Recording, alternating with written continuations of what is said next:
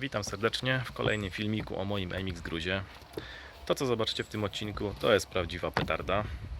Wszyscy użytkownicy MX-5 trzeciej generacji, którzy chcieliby sobie zamontować instalację LPG, będą chcieli to mieć w swoim aucie.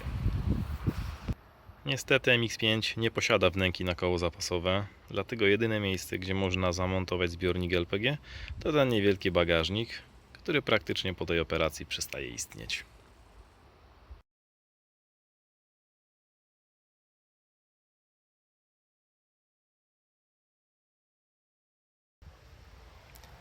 Mi udało rozwiązać się ten problem. Znalazłem w tym aucie kawałek przestrzeni, w której będę w stanie umieścić zbiornik LPG i zachować funkcjonalny bagażnik. Ale dosyć gadania, zabieram się do roboty. W pierwszej kolejności muszę zdemontować zbiornik paliwa. Aby wyciągnąć zbiornik, trzeba zdemontować pompę paliwa. Ja już to zrobiłem wcześniej. Oraz przewody od tankowania i odpowietrzenia, które znajdują się tutaj pod tą blaszką. Za chwileczkę to będę odkręcał.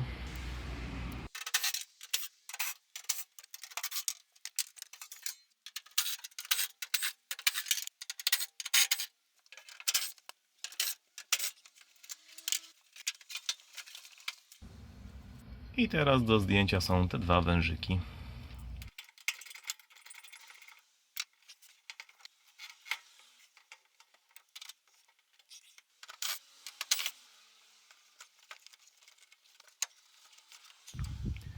Zanim wyciągniemy zbiornik, trzeba jeszcze wpierw odkręcić ten filtr węglowy oraz przewody hamulca ręcznego.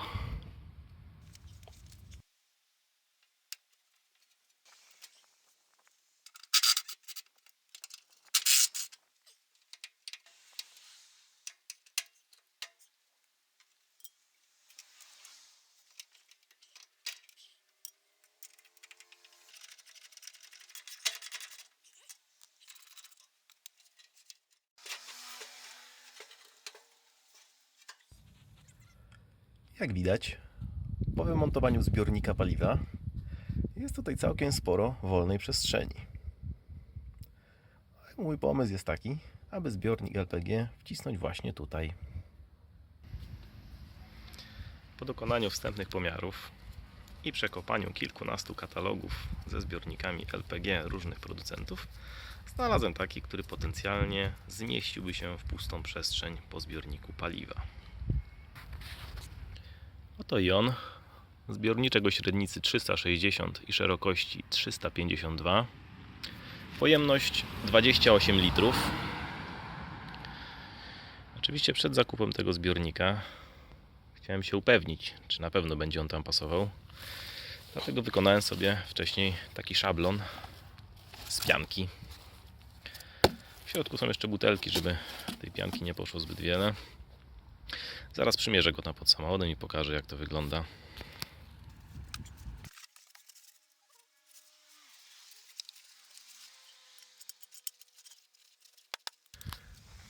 No i voilà, zbiorniczek na miejscu, a raczej jego szablon. Mieści się elegancko. Jest powyżej linii podłogi. Z tej strony nie będzie kolizji na pewno z wałem. I wydech też powinien się jakoś przycisnąć. Tylko niestety, aby wcisnąć tutaj ten już docelowy zbiornik, konieczna będzie przeróbka. Będę musiał podciąć tutaj kawałek karoserii. Ale to pokażę za chwileczkę. Podniosłem sobie autko trochę do góry, żeby był lepszy dostęp podczas montażu. No niestety nie dorobiłem się jeszcze podnośnika, także muszę robić taką partyzantkę. To, co jest tutaj zaznaczone tym czerwonym markerem, jest do wycięcia.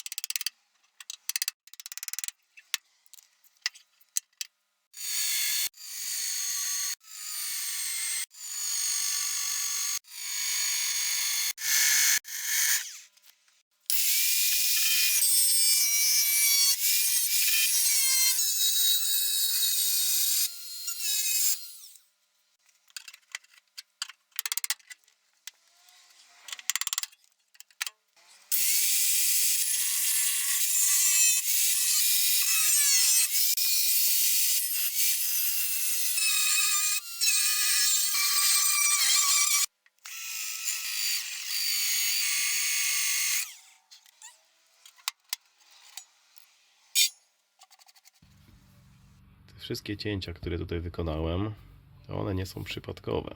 To wszystko zostało dokładnie przemyślane i przeliczone. Ja tą butlę przymierzyłem już miesiąc temu w tym oto Angolu.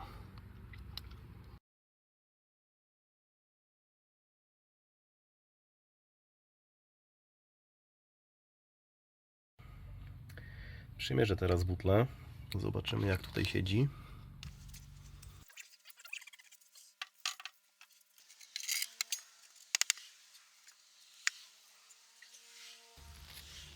No i butla siedzi na miejscu. Tutaj widać bardzo dużo miejsca przy otworze na wielozawór, więc nie będzie problemu z podłączeniem przewodów.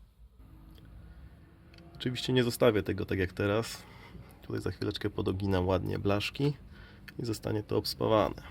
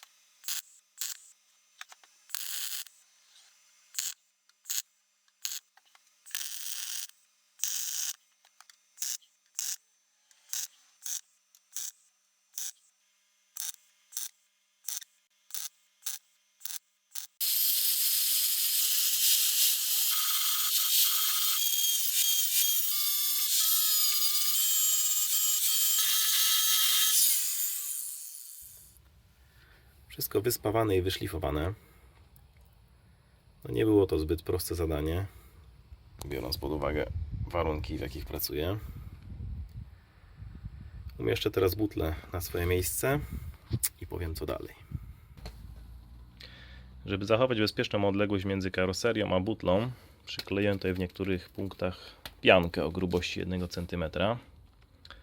Docelowo zastosuję tutaj specjalną piankę wygłuszającą, samą przylepną, a na chwilę obecną wykorzystałem taką oto piankę do izolacji rur. Butla usiadła elegancko, tylko teraz przydałoby się jakieś mocowanie. Ja wyspawam tutaj stelaż na wzór kratownic usztywniających, jakie stosują niektórzy w MX-ach przystosowanych do latania po torze.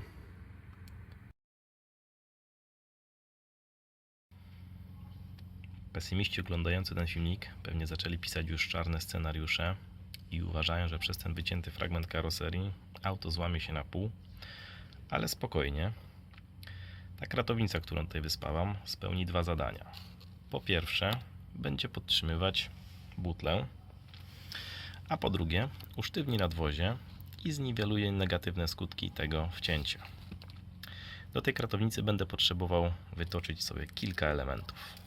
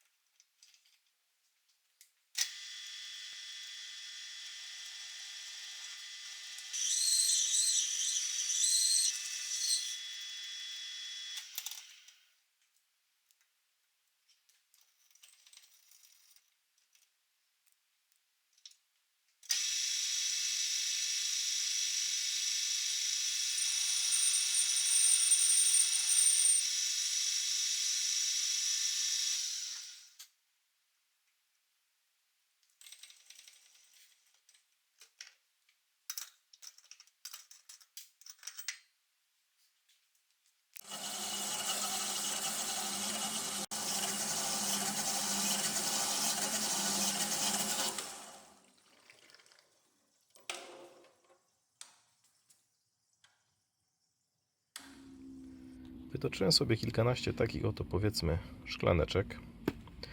Te szklaneczki przykręcę sobie teraz do karoserii w odpowiednich punktach.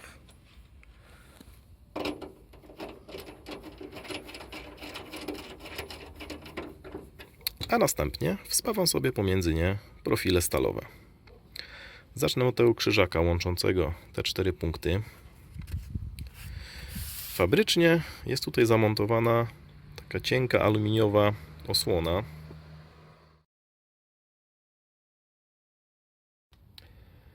A poprzedni użytkownik tego auta stwierdził, że na pełnej przeleci po krawężniku albo czymś innym mocno przytwierdzonym do podłoża i wyrwie tą osłonę, masakrując przy tym te 2 panele. Dlatego musiałem je odwiercić, wyprostować, naprawić i spawać z powrotem.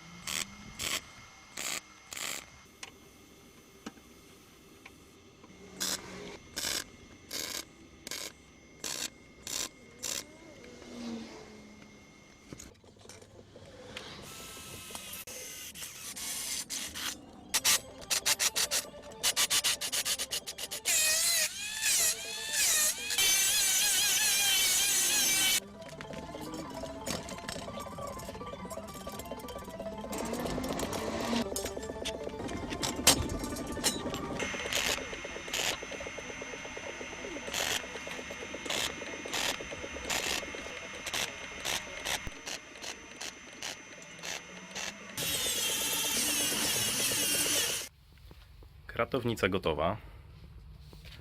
Jeżeli jakaś śruba przechodziła przez profil, to tutaj również wspawałem szklanki, żeby wzmocnić te punkty. Wszystko wyszlifowane na gładko. Czy to dobrze, czy nie, sami musicie ocenić. Generalnie są 2 podejścia. Falennickie i otwockie. Falennickie mówi, żeby nie szlifować spawów, bo to osłabia połączenia, a otwockie, że ma być estetycznie, bez względu na to, że zostało osłabione. Tak czy siak, to leci teraz do malowania proszkowego, a ja działam dalej. Niektóre osoby oglądające ten filmik pewnie zastanawiają się, co zrobić ze zbiornikiem paliwa, skoro częściowo jego miejsce zajął zbiornik LPG. Otóż to. Całe szczęście zbiornik w NCK jest metalowy, więc jak go potnę, to nie będzie problemu, żeby go pospawać. Jak widać, jest on asymetryczny, Strona kierowcy jest troszeczkę niżej, ze względu na to, że znajduje się tutaj pompa paliwa. Po tej stronie znajdują się również krótce od tankowania. Cięcie planuję wykonać mniej więcej po tej linii, ponieważ jest tutaj najmniej załamań i przetłoczeń. Z tej części, która wlatuje, trzeba będzie przenieść jeszcze ten króciec od powietrzenia. Zanim zacznę cięcie, to muszę pozbyć się jeszcze tej osłony termicznej.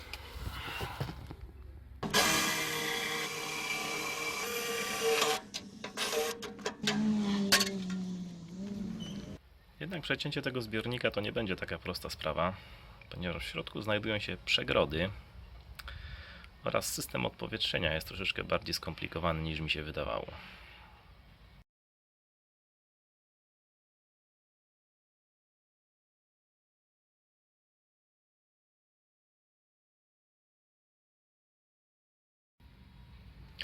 W pierwszej kolejności porozwiercam te zgrzewy, bo one trzymają właśnie przegrody w środku oraz wężyki odpowietrzenia. Ale zanim zacznę cokolwiek robić z tym zbiornikiem, to zaleję go wodą dla bezpieczeństwa.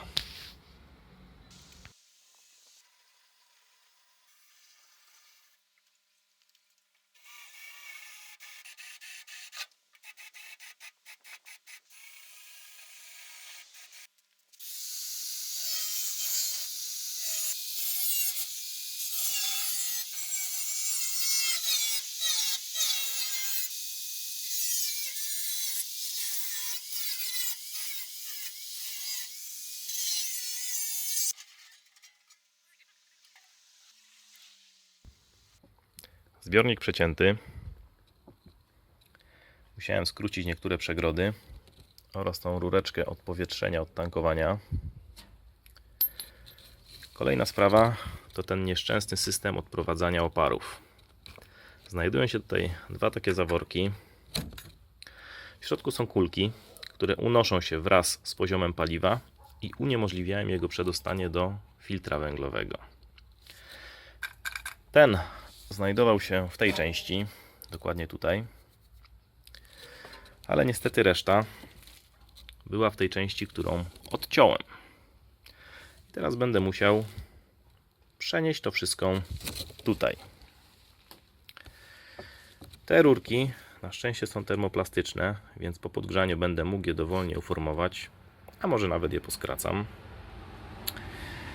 Te dwa mocowania wspawam bez problemu, ponieważ da się je wypiąć z tych elementów, ale tutaj niestety nie jestem w stanie wymontować tego i będę musiał bardzo uważać podczas spawania, żeby nie stopić tego fragmentu.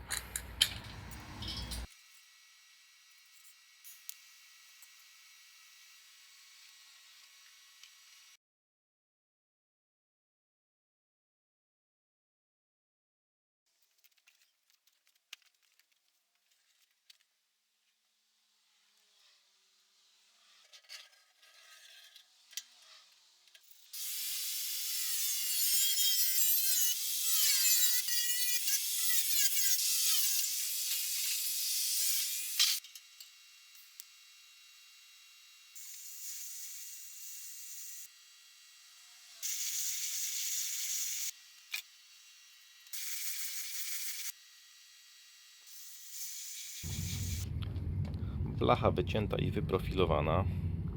Obrzeże jest wygięte, abym mógł poprowadzić tutaj tak zwaną spoinę brzeźną. Łatwiej się ją spawa niż spoinę narożną i mniejsza szansa, że przepalę blachę. Króciec odprowadzania oparów i te dwa mocowania już wspawane. Stosuję metodę TIG, bo jest bardziej precyzyjna. Elektroda 1,6 i prąd spawania około 40 A.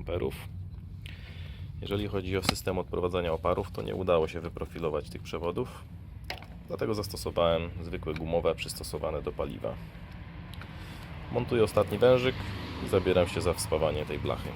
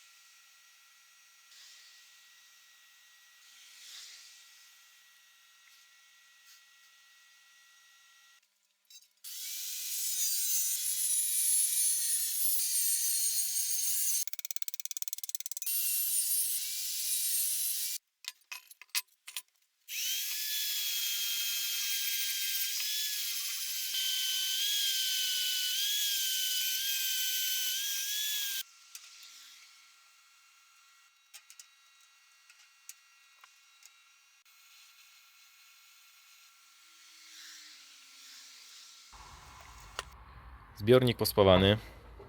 Tutaj zdecydowanie podejście falennickie. Absolutnie tych spawów nie będę szlifował. Na narożnikach dospawałem 2 dodatkowe mocowania. Teraz muszę wykonać test szczelności oraz wspawać w aucie 2 podpory pod te mocowania. Robię próbę szczelności. Otwór na pompę zaślepiony. Delikatnie przecieka, ale to nie będzie problem. Dodatkowo otwór od tankowania też zaślepiony i otwór od powietrzenia. Ten otwór zostaje otwarty. Będę tutaj podawał powietrze z kompresora. I mam tutaj taki specyfik pieniący się mydło z wodą i każdy spaw będzie przejechany tym. Jeżeli będzie jakiś przeciek, no to pojawią się bąbelki.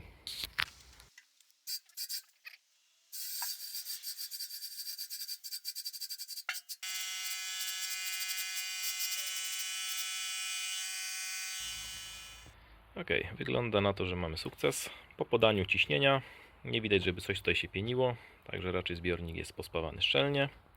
Ja, żeby mieć 100% pewności, to wykonam tutaj jeszcze jeden test. Zaleję do środka jakieś 2-3 litry benzyny i powieszę ten zbiornik tą stroną w dół na kilkanaście godzin i zobaczę, czy coś się przesączy.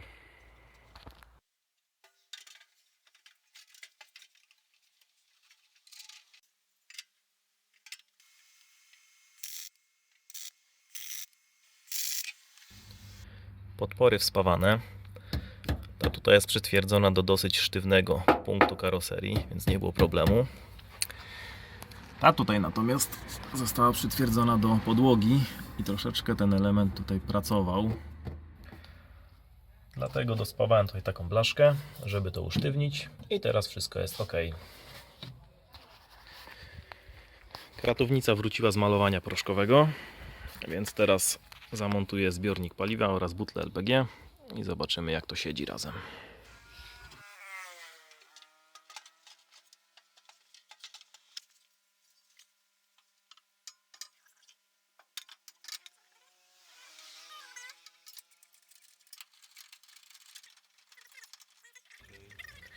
Obydwa zbiorniki siedzą na swoim miejscu, nic nie koliduje. Tu przy zbiorniku paliwa musiałem jeszcze przerobić tą osłonkę aluminiową, ale tak czy siak mamy sukces. Została mi do zrobienia jeszcze ostatnia rzecz, a mianowicie ten filtr węglowy. Fabrycznie, jak było to widać na początku filmiku, znajdował się on tutaj, no ale teraz w tym miejscu będzie butla LPG, dlatego muszę go gdzieś przenieść. Idealne miejsce znajduje się tutaj. Jest tutaj sporo wolnej przestrzeni, więc wcisnę go tutaj, tylko muszę dorobić jakieś mocowanie. Ze starego mocowania wyrzeźbiłem sobie taką oto blaszkę. Teraz przykręcę ją do tych 2 szpilek, które nie są do niczego wykorzystywane. I na tej blaszce posadzę filtr węglowy.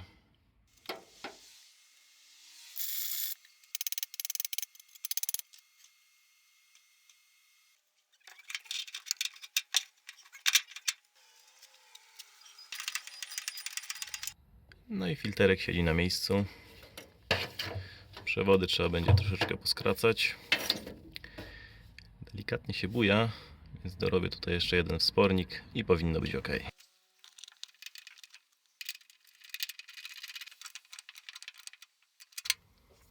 No i filterek węglowy zamocowany. Siedzi sobie sztywniutko, na pewno stąd nie wyleci. Została mi jeszcze do zrobienia jedna rzecz, a mianowicie układ wydechowy. Ale tym zajmę się na końcu, kiedy będę składał już samochód w całość. Na dzisiaj to wszystko. Dzięki za uwagę i do zobaczenia.